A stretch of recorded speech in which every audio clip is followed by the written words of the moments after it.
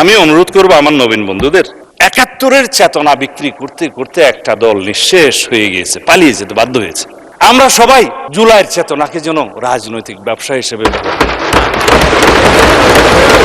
জুলাই আমাদের সবার, জুলাই আমাদের চেতনা, কিন্তু আমরা নেব স্পিরিটটা।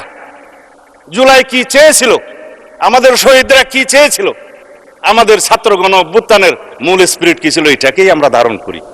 কিন্তু কৃতিত্বকে যেন আমরা ধারণ না করি। আমরা কেউ কৃতিত্ব নেব না।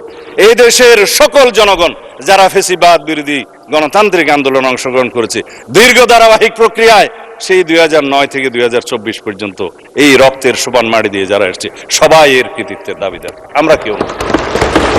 আমরা হয়তো কেউ কখনো সেই ধারাবাহিকতায় গুম হয়েছি, ফাঁসির কাস্টে গিয়েছি, কেউ কেউ আজও পর্যন্ত ফিরে আসে নাই, সবাই আমরা ভাগিদার।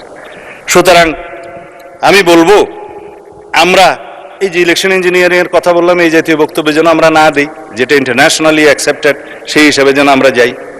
আমি একটা বিষয় ভুলে যাচ্ছি, আমরা এই শোকের দিনে নিজেরা বোধহয় আওয়ামী লীগের সময় নির্যাতনের, নিপীড়নের, লুটপাটের কাহিনী সবাই ভুলে যাচ্ছি। মাননীয় স্পিকার, নিজেদের মধ্যে আমরা মুক্তিযোদ্ধা, মুক্তিযোদ্ধা, ৭১, ৭২ করতে করতে আমরা যেন সেই স্মৃতি বিস্মৃত হয়ে যাচ্ছি, সেটা যেন আমরা না বলি।